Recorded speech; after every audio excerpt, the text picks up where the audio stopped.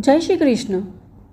त्रेता युग में जब भगवान श्री हरि ने श्री राम का अवतार धारण किया था और माता लक्ष्मी राजा जनक के घर पर माता सीता के रूप में निवास करती थी, और जब प्रभु श्री राम और सीता माता का विवाह हुआ, उसके पश्चात प्रभु श्री राम और सीता माता 14 वर्षों का वनवास भुगतने के लिए पंचवटी में निवास करने लगे थे। उस समय एक दिन पंचवटी में राक्षस राज रावण ने सीता जी का हरण किया था, किंतु वास्तव में वे माता सीता नहीं थी, परंतु वह वेदवती नामक एक भगवत भक्त थी। और रावण राज ने सीता जी के रूप में वहां उपस्थित वेदवती का ही हरण किया था। और जब रावण वध के पश्चात जो देवी सीता ने अग्नि परीक्षा दी थी, उसमें भी अग्नि में प्रवेश वेदवती ने ही किया था। किंतु यह वेदवती कौन थी तथा अग्नि परीक्षा के पश्चात वेदवती का क्या हुआ? तो चलिए आज हम यही कल्याणमयी वेदवती की ही रहस्यमय कथा का श्रवण करते हैं।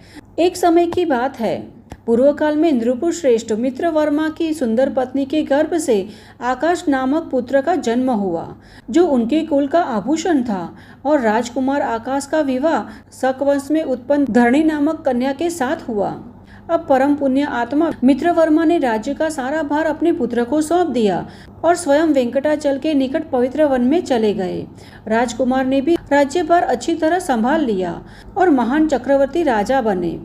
वे एक निष्ठ पुरुष थे। उनका मन मात्र अपनी पत्नी धरणी में ही आसक्त रहता था। अब एक दिन उन्होंने यज्ञ के लिए अरणी नदी के तट पर भूमि तैयार की, और जब सोने के हल से पृथ्वी जोती गई तो राजा ने मुट्ठी भर बीज खोलकर देखा तो पृथ्वी से एक कन्या निकली। वह अत्यंत सुंदर और समस्त गुणों से युक्त थी। वह सोने की मूर्ति के समान सुंदर थी। उसे देखकर राजा की आंखें आश्चर्य से फैल गई। अब राजा ने उसे अपनी गोद में उठा लिया और बारंबार यह कहते हुए कि यह मेरी पुत्री है, वह और उसके मंत्री बहुत प्रसन्न हुए। अब उसी समय आकाशवाणी हुई कि हे राजन, वास्तव में यह आपकी ही पुत्री है, अतः इस सुंदर नेत्रों वाली कन्या का आप ही लालन पालन कीजिए। यह सुनकर राजा अत्यंत प्रसन्न हुआ। उसके पश्चात राजा ने कन्या के साथ नगर में प्रवेश किया और महारानी धरणी देवी को बुलाकर कहा कि मेरी प्रिय, यह भगवान की दी हुई हमारी पुत्री है। इसे देखो, यह पृथ्वी से प्रकट हुई है। हम दोनों निसंतान हैं, अतः यह हमारे लिए पुत्री है। ऐसा कहकर आकाशराज ने प्रेम पूर्वक उस पुत्री को रानी के हाथों में दे दिया। उस पुत्री के घर में प्रवेश करते ही धरणी देवी भी गर्भवती हो गई और समय आने पर उसने एक पुत्र को जन्म दिया। राजा भी पुत्र जन्म का समाचार सुनकर अत्यंत प्रसन्न हुआ और पुत्र का नाम वसुदान रखा और पृथ्वी से उत्पन्न हुई कन्या का नाम पद्मिनी तथा पद्मावती रखा। अब धीरे धीरे वह बड़ी होने लगी थी। एक दिन पद्मिनी अपनी सखियों के साथ पुष्प और कोयल की ध्वनि के भरे हुए वन में विहार कर रही थी। तब सखियों ने पद्मावती से कहा कि हे सखी, चलो वन में जाकर पुष्प तोड़ते हैं। ऐसा कहकर वे सखियां आकाशराज की पुत्री के साथ वन में चली गई और इधर उधर पुष्प को तोड़ती हुई घूमने लगी। उसके पश्चात कुछ देर विश्राम करने के लिए वे सब एक वृक्ष के नीचे जाकर बैठ गई। उस समय उन्हें एक ऊंचा चंद्रमा के समान श्वेत घोड़ा दिखाई दिया। उसके ऊपर एक श्यामवर्णी पुरुष बैठा था, जिसकी आकृति और कांति देखकर कामदेव भी लज्जित हो जाए। उसकी बड़ी बड़ी आंखें उसके कमल पत्राकार कानों तक पहुंच रही थी। उसके हाथ में दिव्य धनुष तथा दूसरे हाथ में स्वर्ण का बाण था। उसकी कमर पीले रेशमी वस्त्र से ढकी हुई थी। उसके शरीर का मध्य भाग अत्यंत सुंदर था। वह रत्न जड़ित कंगन, बाजूबंद तथा अन्य आभूषणों से सुशोभित था। उसका बायां कंधा स्वर्णमय अग्नोपवीत से चमक रहा था। इस प्रकार उस युवक का सुंदर रूप मन को मोहित करने वाला था। उसे देखकर सभी स्त्रियां आश्चर्यचकित हो गई। अब वह सुंदर पुरुष भेड़िए को खोदते हुए वहां फूल चुन रही स्त्रियों के पास आया और उनसे पूछा, इस ओर कोई भेड़िया आया है? तब स्त्रियों ने उत्तर दिया, तुम धनुष लेकर हमारे वन में क्यों आए हो? यहाँ के सभी पशु अवध्य है, अतः आकाशराज द्वारा सुरक्षित इस वन से चले जाओ। यह सुनकर वह घोड़े से नीचे उतरा और उनसे पूछा, तुम सब कौन हो? कमल के समान वर्ण वाली यह सुंदर कन्या कौन है? अब यह प्रश्न सुनकर एक सखी ने उत्तर दिया कि हे वीर योद्धा, ये हमारी स्वामिनी है। इनका नाम पद्मिनी है और ये आकाशराज की पुत्री है। इनका उद्गम पृथ्वी से हुआ है। अब हे सुंदर शरीर वाले पुरुष, अपना परिचय दो। तुम्हारा नाम क्या है और तुम कहाँ रहते हो? तुम यहाँ क्यों आए हो? अब सखियों के पूछने पर उस व्यक्ति ने मंद मुस्कान के साथ कहा कि मेरे अनगिनत नाम है। तपस्वी लोग मुझे रंग, रूप और नाम से कृष्ण कहते हैं। मैं वही हूँ जिनके धनुष के तुल्य देवताओं के पास भी कोई धनुष्य नहीं है। मैं शिकार करने के लिए वन में आया हूँ। इन वन की सुंदरता को देखते हुए मेरी दृष्टि इस सुंदरी पर भी पड़ी है। क्या मैं इसे प्राप्त कर सकता हूँ? अब श्री कृष्ण की यह बात सुनकर सभी सखियां क्रोधित हो गई। तब श्री कृष्ण घोड़े पर बैठकर तुरंत वेंकटाचल चले गए। वहां अपने दिव्य धाम पर पहुंचकर वे घोड़े से उतरे और रत्नजड़ित मंडप में प्रवेश किया और मुक्तमय मंदिर में जाकर नूतन रत्नमय सिंहासन पर विराजमान हुए और बड़े बड़े नेत्रों और मंद मंद मुस्कान से सुशोभित मुख से उसी पद्मावती का स्मरण करने लगे। और तब मध्याह्न के समय भगवान के लिए उपयुक्त दिव्य एवं उत्तम सुगंधित भोजन तैयार करके वकुल मालिका नाम की सखी शीघ्रतापूर्वक भगवान के दर्शन के लिए गई और भक्तिपूर्वक उनके चरणों में बैठ गई। उसने देखा कि श्रीहरि नेत्र बंद करके किसी का स्मरण कर रहे हैं।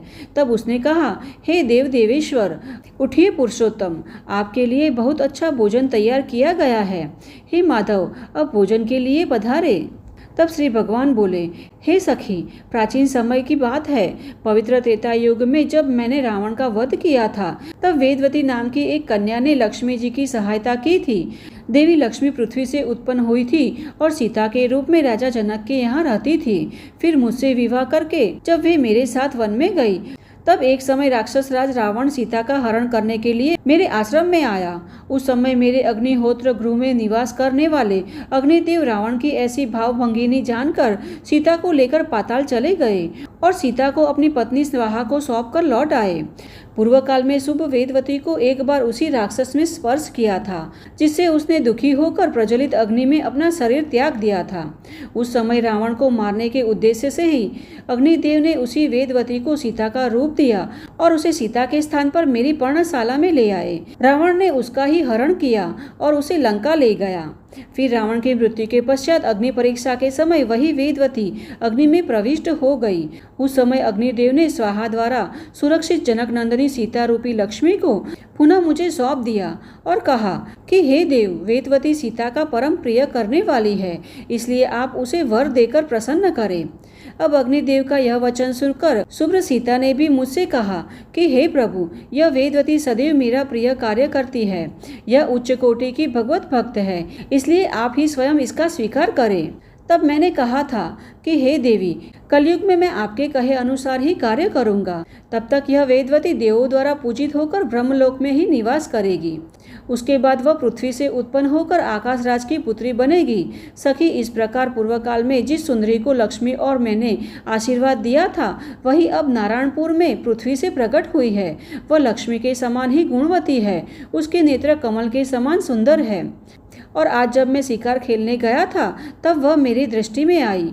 वह अपने समान सुंदर सखियों के साथ वन में पुष्प चुन रही थी। हे वकुल मालिके, आप वहां जाकर उस कन्या को देखें और पता लगाए कि वह अपने अनुपम रूप और लावण्य से इस प्रशंसा के योग्य है या नहीं।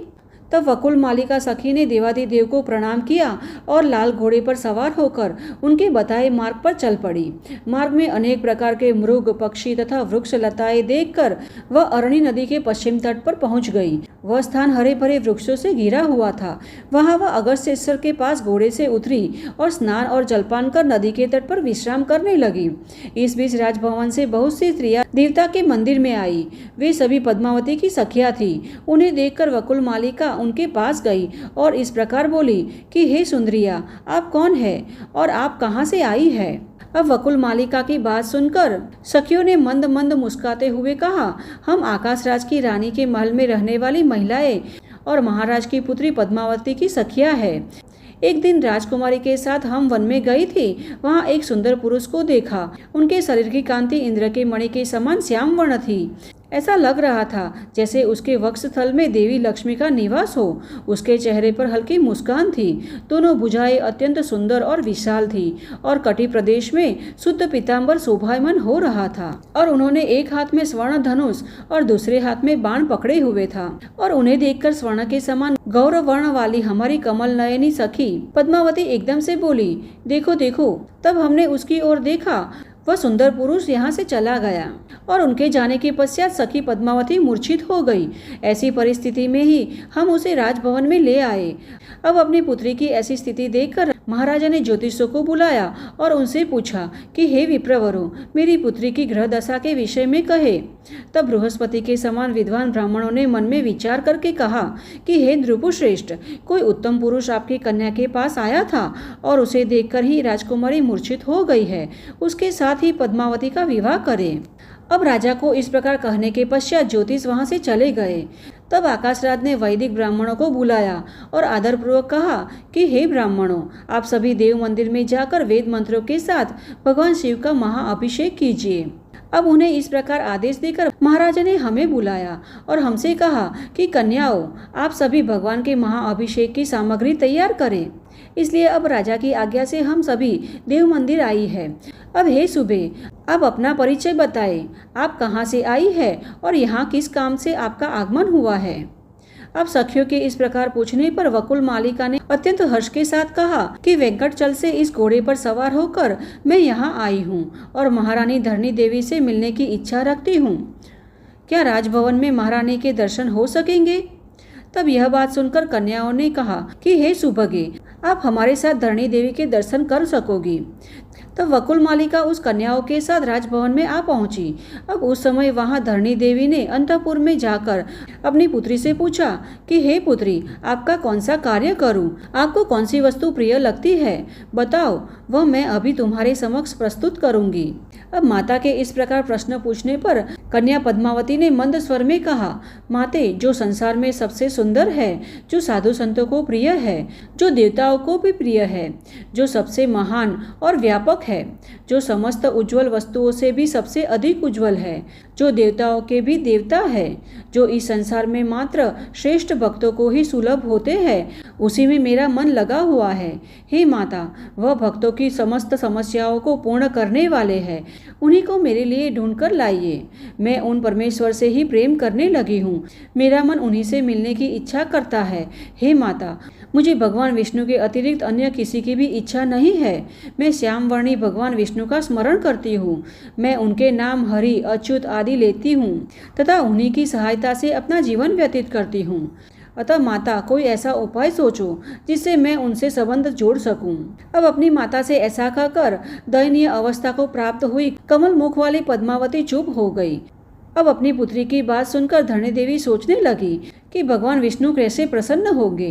अब धरणी देवी इस प्रकार सोच ही रही थी कि सभी सखियों के साथ वकुल मालिका वहां आ पहुंची और धरणी देवी को भगवान का संदेशा दिया। यह सुनकर धरणी देवी अत्यंत प्रसन्न हो गई और अपने पति आकाशराज को बुलाकर सब बात वृत्तांत से बताई। और राजा भी यह बात सुनकर अत्यंत प्रसन्न हो गए और अपने मंत्रियों तथा पुरोहितों को कहने लगे कि हमारी पुत्री पद्मावती दिव्य रूप वाली अयोनिजा कन्या है। उसके लिए वेंकटचल निवासी देवाधिदेव भगवान नारायण ने याचना की है। आज मेरी सभी मनोकामनाएं पूर्ण हो गई। अब राजा ने प्रसन्न होकर बृहस्पति जी को बुलाया और विवाह के लिए शुभ मुहूर्त निश्चित करने के लिए कहा। और शुभ मुहूर्त में आकाशराज ने अपनी पुत्री पद्मावती का विवाह भगवान नारायण से विधि विधान पूर्वक संपन्न किया। और अब विवाह के पश्चात पद्मावती और लक्ष्मी देवी के साथ वेंकटनाथ भगवान विष्णु ने अत्यंत प्रसन्न होकर आकाशराज से कहा कि हे राजन, इस समय आप मेरे गुरु हैं। आपकी जो इच्छा है वह वर मांगे। तब भगवान की यह बात सुनकर आकाशराज ने कहा कि हे प्रभु, इस संसार में मैं आपकी सदैव अनन्य सेवा करता रहूं और मेरा मन सदैव आपके चरण कमलों में ही लीन रहे और आप में सदा मेरी निरंतर भक्ति बनी रहे। तब श्री भगवान बोले कि हे राजेंद्र, आपने जो कहा है वह सब पूर्ण होगा। अब उसके पश्चात ब्रह्मादि सभी देवताओं तथा सुख आदि मुनियों ने भगवान पुरुषोत्तम की स्तुति की और फिर ब्रह्मादि सभी देवताओं का योग्य सत्कार करके श्री हरि ने उनको स्वर्गलोक में जाने के लिए प्रसन्नता पूर्वक आज्ञा दी। और फिर सबके जाने के पश्चात भगवान नारायण स्वामी पुष्करणी के तट पर लक्ष्मी देवी तथा पद्मावती के साथ अपने दिव्य धाम में रहने लगे। तो यह है वेदवती की रहस्यमयी कथा, जो भगवान की अनन्य भक्त थी और उनकी अनन्य भक्ति के कारण ही उन्हें भगवान का सानिध्य प्राप्त हुआ। तो आज की कथा आपको कैसी लगी, यह हमें कमेंट बॉक्स में लिखकर अवश्य बताना और इस कथा को अपने मित्र और परिवार में भी शेयर करना, जिससे उन्हें भी इस कथा का श्रवण कर पुण्यफल की प्राप्ति हो सके। तो चलिए, हमारे शास्त्रों में वर्णित ऐसे ही वैदिक और प्रमाणभूत कथाओं के साथ फिर से मिलते हैं। तब तक के लिए जय श्री कृष्ण।